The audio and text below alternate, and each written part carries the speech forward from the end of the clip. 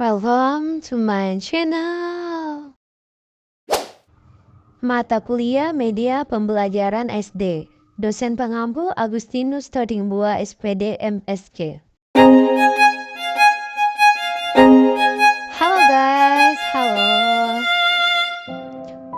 Perkenalkan, nama saya Rufiana 2240605136. Jurusan Pendidikan Guru Sekolah Dasar, Fakultas Keguruan dan Ilmu Pendidikan, dan saya kuliah di Universitas Borneo Tarakan.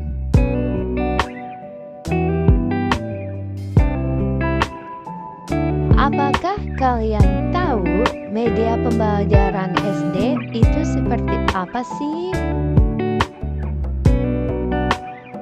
Yuk simak penjelasannya.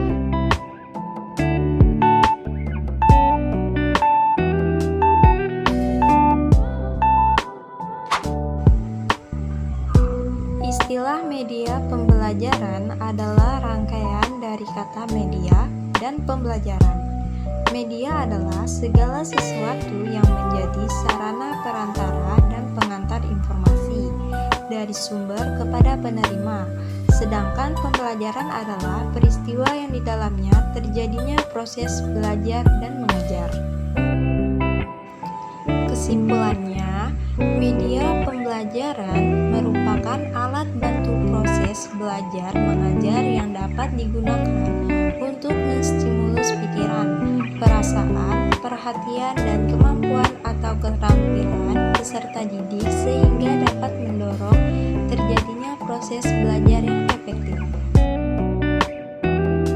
Adapun media pembelajaran menurut para ahli, apa aja ya? Menurut Wibawanto 2017, media pendidikan adalah sumber belajar dan dapat juga diartikan dengan manusia dan benda atau peristiwa yang membuat kondisi siswa mungkin memperoleh pengetahuan, keterampilan atau sikap. Sedangkan menurut Hamka 2018, media pembelajaran dapat didefinisikan sebagai alat bantu berupa fisik maupun non-fisik yang sengaja digunakan sebagai perantara antara tenaga pendidik dan peserta didik dalam memahami materi pembelajaran agar lebih efektif dan efisien. Menurut Taponao 2018, peranan media pembelajaran dalam proses belajar dan mengajar merupakan satu kesatuan yang tidak dapat dipisahkan dari dunia pendidikan. Sedangkan menurut Iyoman Sudana Degeng 1993, ada sejumlah faktor yang perlu dipertimbangkan guru atau pendidik dalam membuat media pembelajaran, yaitu pertama, tujuan instruksional, kedua, keefektifan, tiga, siswa, empat, ketersediaan, 5. biaya pengadaan, 6. kualitas teknis. Adapun manfaat media pembelajaran di sekolah dasar sebagai berikut.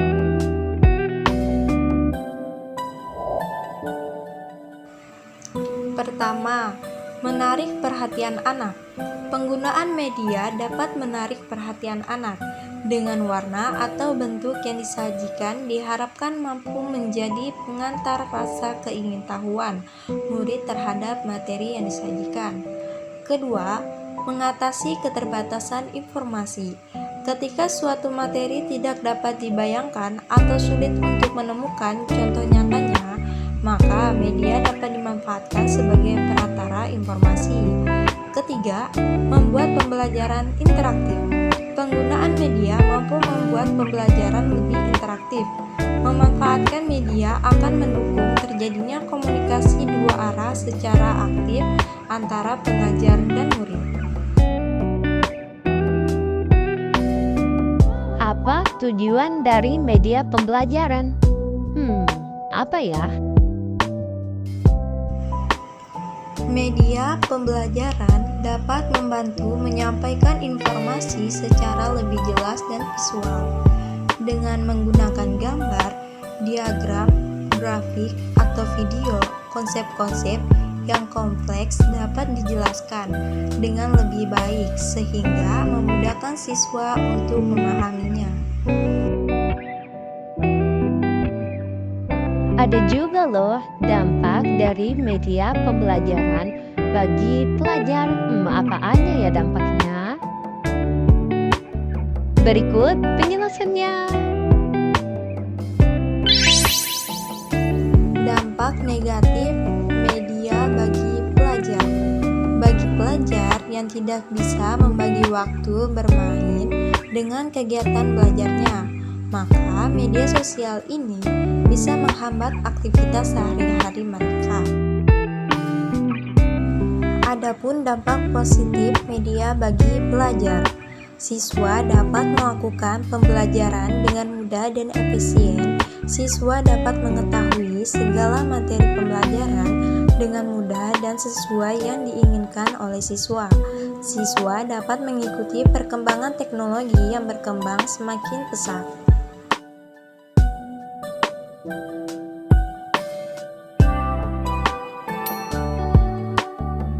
Bukan hanya dampak saja, ada pun kendala dalam menggunakan media pembelajaran.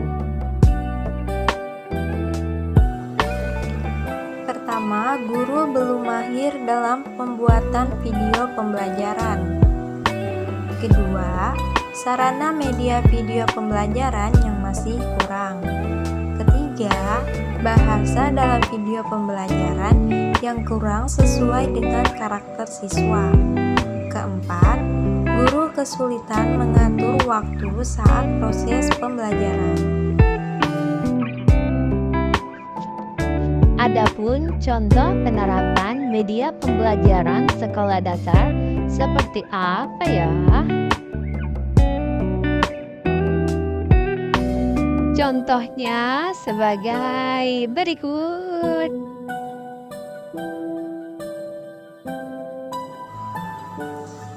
Media pembelajaran untuk siswa SD haruslah dikonsep menjadi lebih menyenangkan dan aplikatif, sebab psikologi anak pada jenjang pendidikan ini lebih senang bermain, bergerak, dan mencoba hal-hal yang berbeda. Contoh yang pertama ada media video pembelajaran. Video menjadi media pembelajaran yang cocok untuk anak SD, terutama di masa pandemi. Guru bisa dengan mudah membagikan media belajar ini kepada anak didik secara daring. Video pembelajaran ini bisa dengan mudah didapatkan melalui berbagai sumber di internet maupun dengan membuatnya sendiri. Contoh yang kedua itu gambar. Gambar merupakan contoh media pembelajaran yang cocok untuk anak SD tingkat rendah maupun tinggi. Media ini akan membuat anak lebih kreatif dan imajinatif. Anak dapat mendapatkan visual dari materi secara jelas sehingga akan lebih mudah untuk dipahami. Contoh ketiga itu ada peta dan global. Peta akan membantu siswa untuk lebih mengenal geografis bumi dan letak suatu daerah. Global mungkin akan lebih menarik untuk siswa SD karena bentuknya yang 3 dimensi dan dapat diputar. Contoh keempat yaitu grafik. Siswa SD akan kurang suka jika dihadapkan dengan barisan data atau angka yang berderet. Penyajian data menggunakan grafik akan lebih menarik bagi anak SD. Grafik dapat disajikan dalam berbagai bentuk, yaitu grafik garis, batang, dan lingkaran. Contoh kelima, papan tulis. Benda yang selalu ada di dalam kelas adalah papan tulis. Itu adalah benda yang terlihat biasa dan mungkin membosankan bagi para siswa, namun sebenarnya dapat dimanfaatkan menjadi media pembelajaran yang menarik. Papan tulis dapat dikreasikan menjadi papan yang interaktif seperti menempel, menggambar, dan lain-lain. Nah, itulah penjelasan mengenai media pembelajaran di SD. Mungkin itu saja yang dapat saya sampaikan dan sampai jumpa di video selanjutnya. Assalamualaikum warahmatullahi wabarakatuh.